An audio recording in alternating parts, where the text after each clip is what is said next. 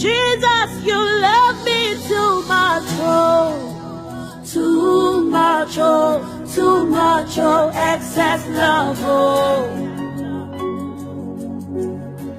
Jesus, you love me too much, oh, too much, oh, too much, oh, excess love, oh. Jesus, you love me too much, oh, too much, oh, too much, oh, excess love, oh. Jesus, you love me too much, oh. Bien-aimés dans le Seigneur, balingami katina kolo, bisika biso bozali, Nzambe apambola bino, Nzambe asala bino bolamu, Nzambe amonisa ngolo na bisika bozali. Na micro, c'est le pasteur Mukendi Kabea, pasteur de l'église La Présence de l'Éternel.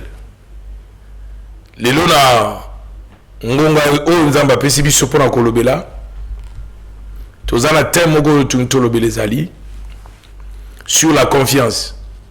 Et la confiance c'est quoi? Pourquoi confiance tuntolobelango? Na mokili tout le monde a balobela makambo ba confiance. Confiance, faut la confiance, faut battre la confiance. Confiance c'est foutaka. Mais par définition, la confiance c'est quoi? La confiance c'est l'assurance qui est que quelqu'un donne à l'autre, à une personne.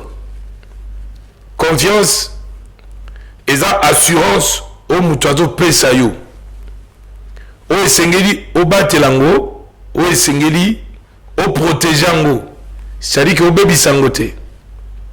La bande koloba confiance est la kisi nini. Confiance est ça assurance. O mutazo pesa mutu. Confiance est ça réciproque. Mutu apesio confiance, yo vo pesier confiance. C'est à sûr na yo. Comme on peut dire que c'est une promesse qu'on donne. Par définition, que confiance c'est une promesse qu'on donne qui n'a pas beaucoup d'assurance, trop d'assurance. Selon d'autres définitions. Définition Moussous. Tu veux dire que la confiance est ça assurance au moutapesio. Assurance que apesio promesse. La confiance, monsieur, tout le monde attend, tout le monde à l'église, tu vas prêter serment, tu vas loba. Jésus, ainsi de suite. Tout fois nanaye. Azu alliance à la tissier. Mobali pas lobby, moi si na lingio ainsi de suite, azu pe alliance à la tissier. Et bakenanda kuna bango, bapamboli bango. Bako pambola bango te sono bango baza na confiance ya moko na moningate. C'est que faut baza na confiance. À partir de confiance baza na moko na moko et ko permettre siko ba famille bazwa mbongo ou bien balia ou bien bambela masanga o ba ko pesa na bokilo et couple et kenanda kuna bango. C'est que so baza ba Christo ba ken église ba bonde pour na bango. Et ce qui est dans l'état, qui est acte de mariage. Et bazu acte il y a libala ou bapé saganaba commune, bazu bakei. La confiance. Confiance au moto à copé sananzambe ezalaka. Et tant qu'un enfant de Dieu, on a la confiance au principe nanzambe. La confiance à Dieu. Tu es sûr de ton Dieu. Donc quand tu pries, tu as la confiance et pas dans Nzambe. Mais ce que tu as la confiance pas dans Nzambe, ça s'appelle l'ikama. Confiance, et ça n'a pas facette, et ça n'a pas forme belée. Tu vois que la confiance, c'est pas dans Nzambe. Au gros de la confiance, pas moi si nayo. Au gros de la confiance, pas mbaï nayo. Au gros de la confiance, pas ma travailleur nayo. Au gros de la confiance, soit na ba député, na ba sénateur, na l'assemblée provinciale, na ba chef à quartier, au cause de la confiance, na président de la République, ba nous sommes dans la confiance, il y a parti politique naïe, ba nous sommes dans la confiance, il y a pasteur naïe, il y a encadreur naïe, il y a chef orchestre naïe bango, dans la confiance naïe. Confiance peut cause à cause nango, c'est mu dans la confiance. Na ya naïe ou bien na leki naïe. Ana confiance, aibi que na kati ya confiance yona, il y a koko trahir yete. C'est tout le monde a mis mususu asala ki amitié na ba azala ba ami naïe. Après c'est confiance. Soki ya ke musala ye ami atika balandaku alamba balandaku soit si possible a servi pe mobali naïe. Mais na kata ko tika la na kata ndaku nde ami apesa ami ne confiance. Ya kumuru mama mabe pa mbai wana. Te ya za bien te. Za kitoko te. Munike ye yo na ye zo simba te. Kuna muninga yebite.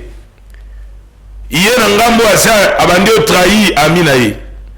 Ando bisaye ye abiente ekuta za muibi aza ndumba aza mutumabe alangwa kama sanga aza coureur de jipon. Nde kona ngambo kuna yebelote. Ke ye basi bateki ye. Basi ba trahir ye. Trahison c'est koti. Confiance oya zaki na muto apesaki. Muto na sa bebisi yango. Na domaine de confiance, c'est que ça bat musuzo ko pese confiance te. So ko pese confiance au mibomi. So pese confiance au coin na libulu. So pese confiance au détruit vinayo. C'est que ça bat musuba mérite la confiance te. Tout à Jérémie chapitre 17 verset 5 tout tangi. Et ce qui dit Yahweh, et plutôt voici ce que dit Yahweh. Maudit soit l'homme qui met sa confiance dans un humain, qui fait mortel son recours. Makome le vito bandeli. Maudit soit l'homme qui met sa confiance dans un homme. Ala que la mamabe, moto a eu confiance na ye, apesi bato. Azu motema na ye apesi batu maboko tala vers Dieu qui détourne son cœur loin de Dieu. La confiance, il a mis sa confiance dans la chair. Bible dit la chair et le sang n'hériteront point le royaume de Dieu. Nzoto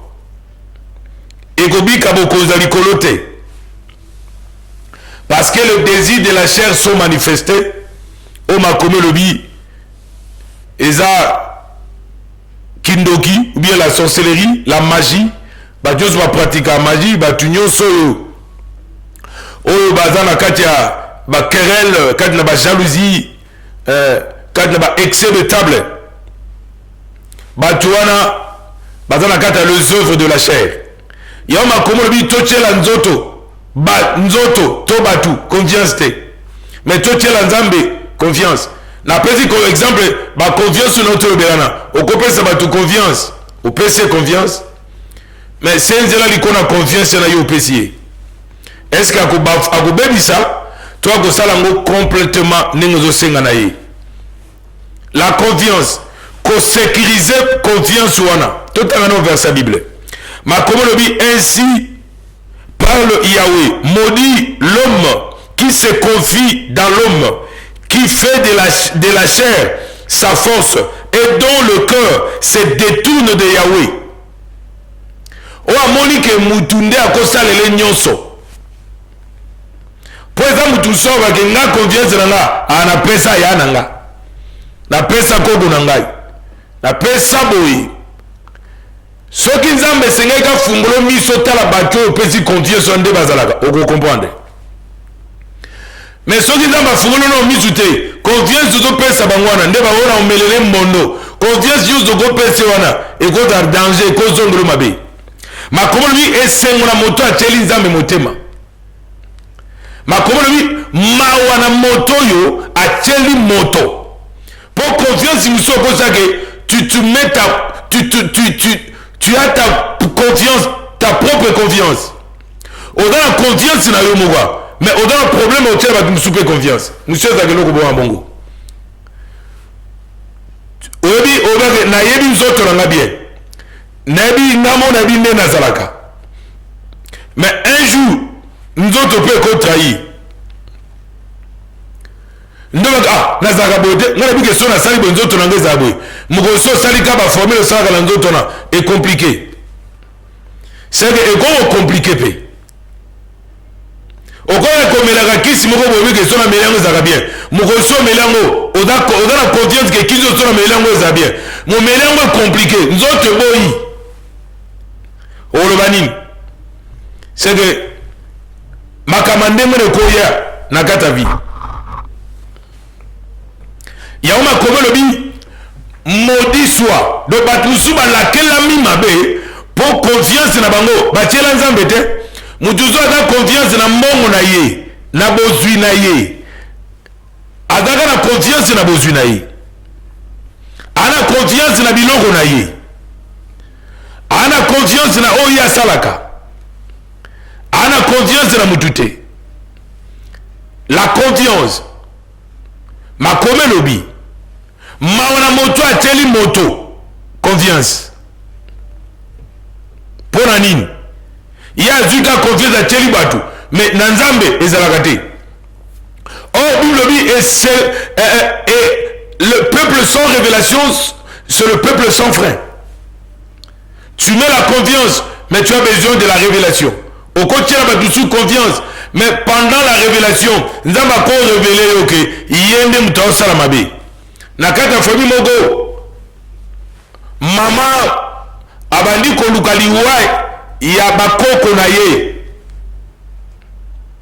na kati la révélation nzamba ye kotalisa ke bano bakuvi ezaka mama wana oyo lesaka oyo latisaka oyo salaka ke makama bien na bite ba mama nyonso ba mabe te ba mama bazala makama molili to batato bazala makama molili to bajeno bazala makama molili to bazala makama kitoko te bazala vie ya molili balingi kolo na vie na bango te mutu so akoza bien propre. Aujourd'hui, confiance au PCA.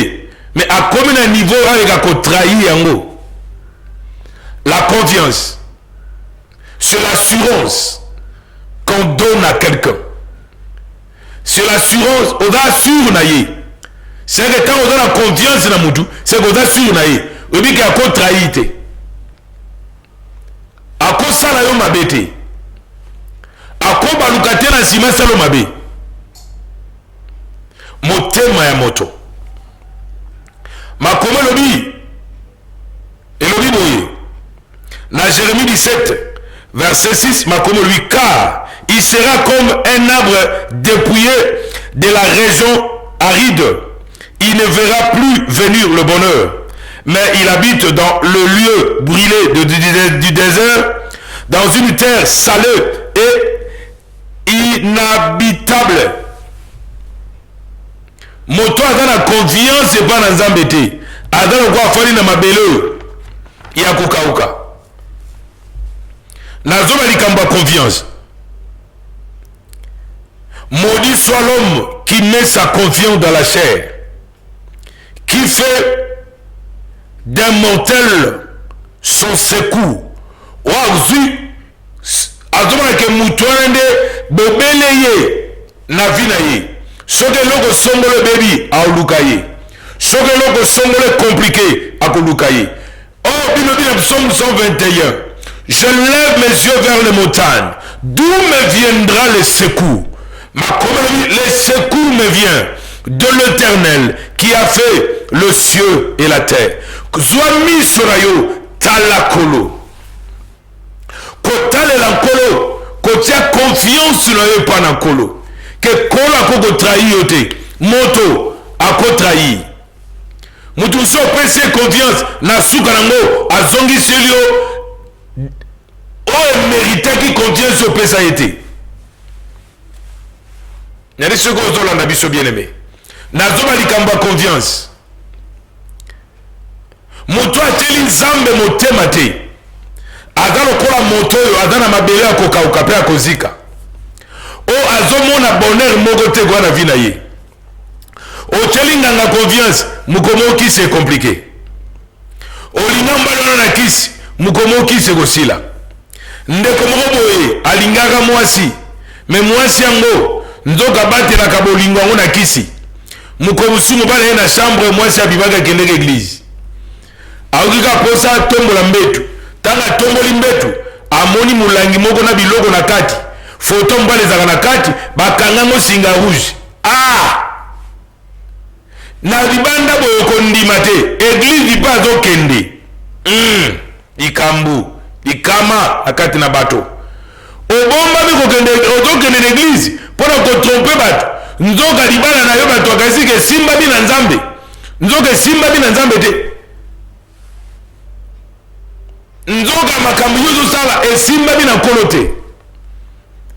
Confiance na yo olotiela nzambe otiela nde nganga otiela bonganga na butu nyonso bato balali yo na cimetière okei owani kosote bacimetière oke na bohôpital oyo batekaka bato ma ya bibembe ozwi ma ya bibembe nde ozotiela mobali oyo na kati ya biloko ya kolia oanvute mobali beleme mokolo mobali atanga asali kaka boye atomboli mbetu amoni molangi kirie atala ntango afungoli amona na kati mwasi oyo ye atiela confiance akangai na kisi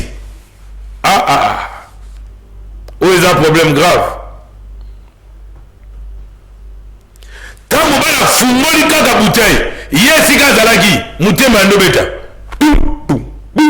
mbango akoma ye ozonga na ndako bato bakota biloko ya molili ezalaka bongo bato bazala mpe na bachambre ya molili na mapango na bandako na bango soki ofungoli ka chambre na molili esika ye azalaka akoyoka mpo atambolaka moitié kuna moitié na chambre wana mobali anafungola molangi boye amona na kati biloko ya molili biloko patati patata bien aimé mokolo wana libala esila mpo kiso libala wana efanda nde na kisi fonduma ya libala nde eza kisi confiance o mobali nyonso mobali wana ezokopesa ye aza na kati ya vutuma total bien aimé naobondela mpo na yo mutu balingao na ndenge ya kisi mwasi oyo nalingao na ndenge ya kisi atielo kisi na biloko kolia atielo kisi na mai omela atielo kisi na boisson omela olinga ye pas par ta propre volonté mais olinga ye par envoûtement que cet envoûtement soit détruit na kombo na Yesu Kristo Nazareth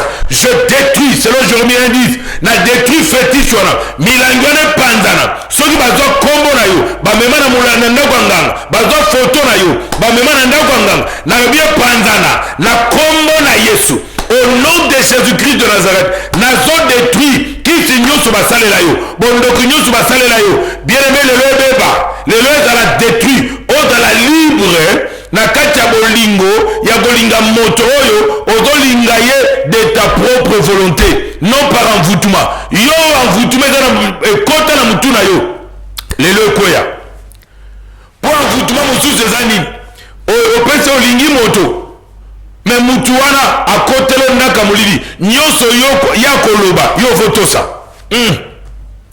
donc ata eloko aloba non eza te bien aimé dans le Seigneur. Bible dit je mis devant toi la vie et la mort, choisis la vie afin que tu vis longtemps toi et ta postérité. Je mis devant toi la vie et la mort, la malédiction et la bénédiction, l'enfer et le ciel, le monde du ténèbre et le Saint-Esprit. Bondoki, Père Jésus-Christ, Opona,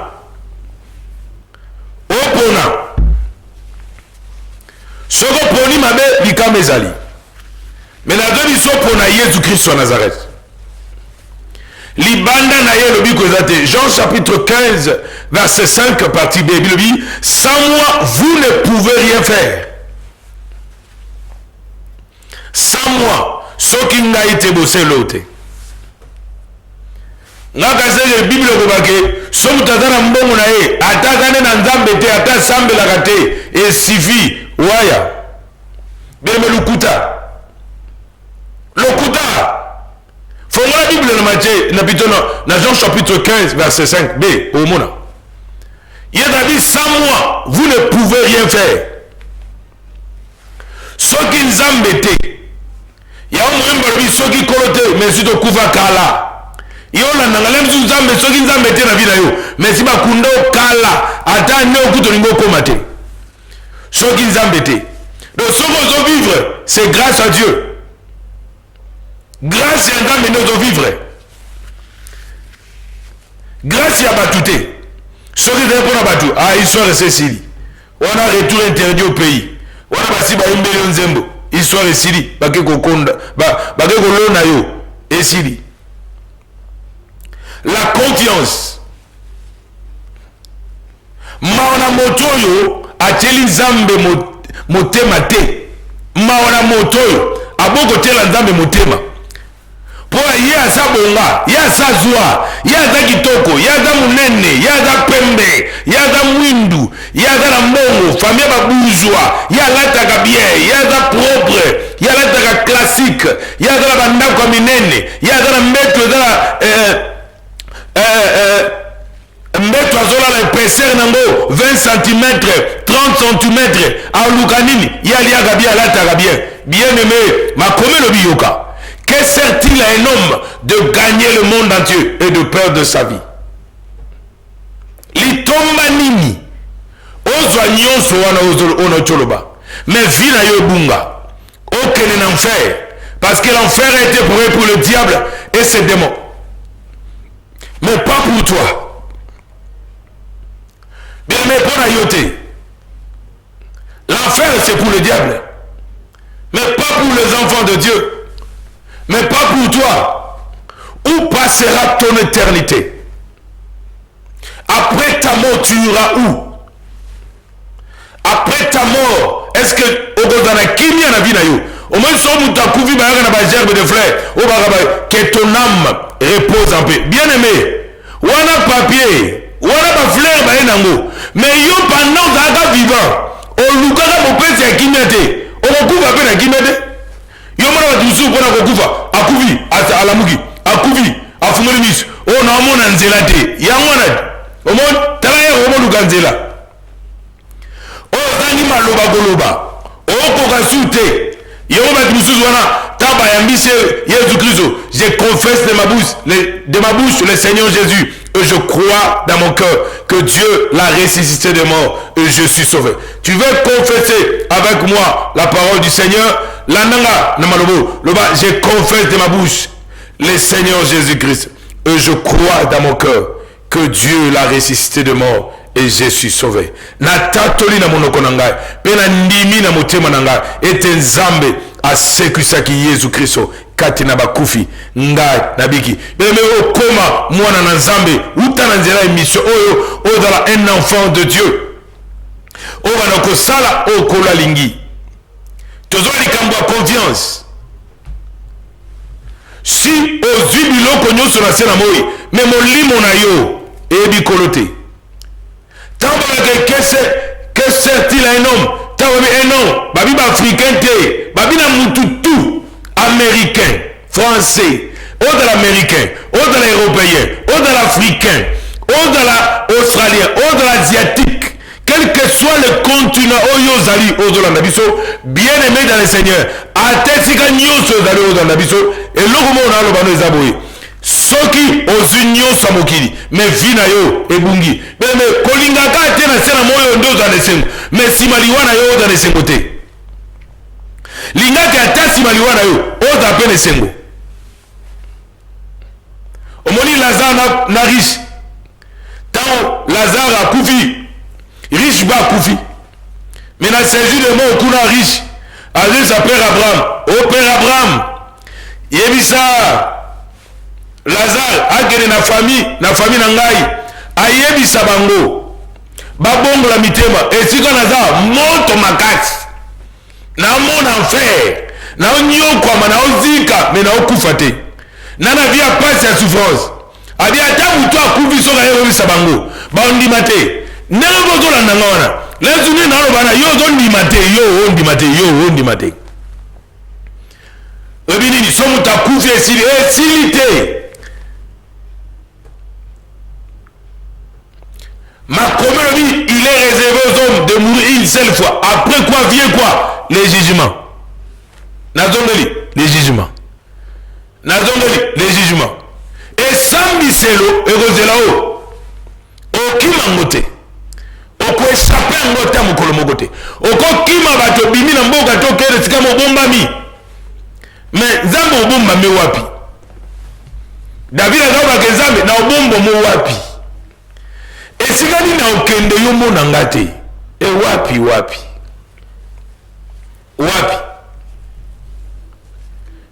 bien-aimé dans le Seigneur trouve la confiance mawana moto atielaka nzambe motema na vi na ye te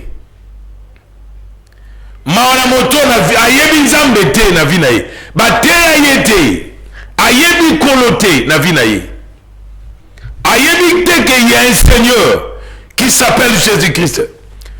Le Seigneur des Seigneurs, le Roi des Rois. Donc il y a le président, le président. Azali, Nzambe, il y a Nzambe. Aza Kolo, il y a Kolo. Adaba Monseigneur na mokili bakos do la bango. Comment non Monseigneur? Mais il y a le Seigneur des Seigneurs. Comment non roi? Mais il y a le Roi des Rois. Comment nous sommes là? Il y a un député, il y a un sénateur, il y a un sénateur, il y a un président, il y a un président, il y a un mokonzi, il y a un konzi, il y a un zambé, il y a un zambé. Comme on est Jésus-Christ. Ce qu'on y est bien été, il y a un problème. Il y a un lelo. Au moment où l'homme a zambé na vie na yo. Jérémie 17, verset 7, Totangi. Béni soit l'homme qui met sa confiance à Yahweh et dont Yahweh est le secours. Alléluia. Tala magambo kitoko ngo. Yoga. Abi apambolama moto oyo ateli nzambe confiance. Yebisa mutu apele no yobo tela nzambe confiance. Ndongo bonde la kalo tela ke confiance. Mais Bartima da oganga. Fils de David, aie pitié de moi. Badoussou ba le bagona Bartimée. Tika ko déranger. Mais même si les gens disent que ta prière dérange, toi continue à prier. Parce que oyebi eloko zoluka po odamu tuna esengo po tieli nzambe confiance obi ke nzamba osalelo. Emate kita mula to elanga. Ozana confiance que Dieu agira dans ta vie. Yauma comme lui esengo na moto atieli nzambe motema. Pe azoba ke nzambe ndaza secours ya vie na ye. Alléluia. Le secours ne manque jamais na temps de détresse. C'est un homme qui s'appelle Jésus-Christ de Nazareth. L'Issoumi, Bartima Zoganga, fils de David, et pitié de moi. Mais même si les gens peuvent t'empêcher que tu ne cries pas, continue encore. Même dans Nandakuna Bondela, même dans la chambre Bondela, même dans le bureau Bondela. Koyoka soni te po makomelo que oya koyoka nzambe soni na miso na bato kolo pa koyoka soni nzambe pa koyoka soni koyoka nzambe soni te odamona na nzambe koyoka la soni te beta tolo kodamona na nzambe oyamba yesu na vina yo obotama na molimo otikala ka te na naissance physique mais okota na naissance spirituelle le quoi makomelo na livre à Jean que bateau botami bakombana na nzambe lesquels sont nés ni de la volonté de l'homme ni de la chair mais de Dieu à tous ceux qui croient son nom. Dieu les a donné le pouvoir de devenir enfants de Dieu. Kokoma bakoma kamona na nzambe babotama kamona na nzambe mais bakoma kabana na nzambe. Dieu les a donné le pouvoir de devenir. Jean 1er 12. Dieu les a donné le pouvoir. Donc, quand on a moins dans pouvoir, Mobimba. On a le droit et pas dans Dieu est ton Père. C'est pourquoi ma communauté de Matthieu chapitre 6 verset 9 tant bozobonde la bobake notre père qui est aux cieux tata wabiso ozali ya likolo tika komo na yo ebulisama donc oza mwana na nzambe oza su mwana ya satana te po osalaka makambo ya satana bima na ekolo ya satana pasola diplome oyo satana apesa yo pasola certificat oyo molili epesa yo pasola brevet oyo molili epesa yo tumbango renonce na lolenga molili esengo na yo otieli nzambe motema makomo lobi ere ou bien béni soit l'homme qui met sa confiance à Yahweh et dont Yahweh est le secours ozambe nde aza secours ya vi na ye ozala azokake eya moi ya butu nzambe azali ezala moi ezala butu ayebi ke kolo azali wapi mpo na osalele wapi na vi na ye David avait dit j'étais jeune, j'ai vieilli. Je n'ai jamais vu les justes abandonnés. Ah, t'as le bon. Gloire au Seigneur. Ah oui, je n'ai jamais vu un juste abandonné. Je n'ai jamais vu que l'Éternel abandonne les justes. Non, abina na monate. Na monate. Na deux biso maman na papa na ngai. Ndamba tika kabayenge benete. Ada défenseur à ma veuve. Défenseur ya baofele mari de veuve nzambo azotema lokola défenseur ya bana bitike nzambo azotema lokola secours na bango abandonaka te atikaka te oyo azobake secours ya solo ezouta mpa na nzambe beleme moto akopeso lelo loba olemba moto akopeso lelo so okomokoya oloye koluka ye abiba biseke naza te yebisa batona na lali beme moni convient de petaki na mona mutu baye koluka ye aba batona bakoma lobi dake soki bayeyisa baoke nga naza te ou bien amibimeli tant bino boye aza te tu vois la confiance est trahie c'est que il ne mérite pas la confiance c'est que alembi akosalela yo mais akosalela lokola nzambe asalaka te beleme mutu akosoutenir yo mokomoso olemba mutako simba bike ngane na simba ye yende mutu na ngai beleme mukomo mutu ana kolemba abia na sali petro na lembina pema atiki ana bateli etro likama pezo ya na tiki bemeta obuta komaka na suka bakamuna ye bato batoko kendre babise mokonzi prezo atomu toza incapable ko batelo matabu avion kende tala c'est confiance à personne andimate ke bakobise maloba wana abise tata mata avion kende oh pourquoi assurer protection na ngai sute non tokomi impuissant toza incapable ya kokondier kosa c'est que bato bakosalela yo me bakokoma na suka makome lobi boye soki nzambe akobatela te oyo akobatela kosala mosala ya pamba soki kola kotonga te soki nzambe atongi moko te bato bakotonga te bato bakosala eloko te mais soki bato oyo baye na kati na mboko nzambe aza na mitema na bango atindi bango batonga batonga elongo na nzambe tonga elongo na nzambe makambo ekosimba olio otonga tour de babel oyo eloko otelemisi o confusion ekozala o bato bakopanzana bato batongi mais batongi selon Dieu te mais batongi selon bango yango moni nzambe nesa mose okotonga tabernacle selon modèle na ngai oh yesu papa na nga mama na nga mosali ya nzambe nayebi te soki ozosala mosala na nzambe selon yo ou bien selon Dieu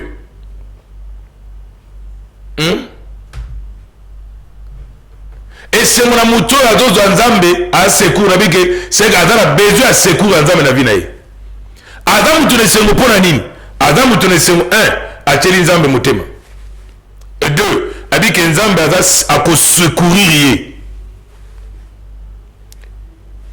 c'est ça le tolobela nayebi te soki yo mpo tondimaka nzambe akosecourir yo même si oza na mbete hôpital nayebi te ozosecours ozokwake nzambe akobikisa yo attention dans la corona.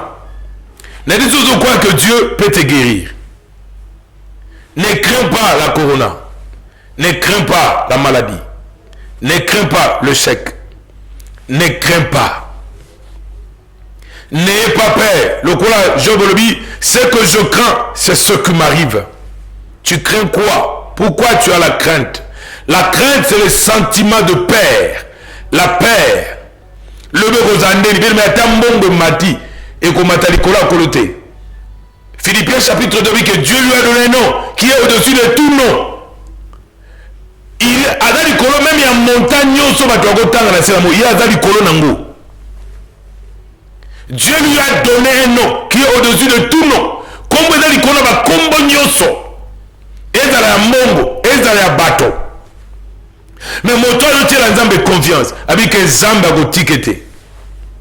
Il y a un absent 23 la vie, même si je traverse la vallée de l'ombre de la mort, je ne crains aucun mal. Alléluia. Bien-aimé, ne crains aucun mal. Parce que tu n'es pas seul, mais tu es avec Dieu. Odaïo mon côté. Dans Matthieu 28, verset 20, Jésus a dit, voici je suis avec vous tous les jours jusqu'à la fin du temps. Abitala nazana bino mi kolonyoso kino na suka na molongo. De kola kozala na yo lobi lelo mi kolonyoso kozala na yo. Yama comme lobi, si Dieu est pour nous, qui sera contre nous? Si Dieu est pour nous. Soki nzambe azane pour na yo, na oza contre yo. Même si on a contre eux, quel que soit leur nombre, quelle que soit leur armée, quelle que soit leur possibilité, ma communauté bénit soit l'homme qui met sa confiance à Yahweh. Oh yes. Pambolama yom tozotie la nzambe confiance. Ma communauté, il est comme un arbre planté au bord de eau qui allonge ses racines vers le ruisseau.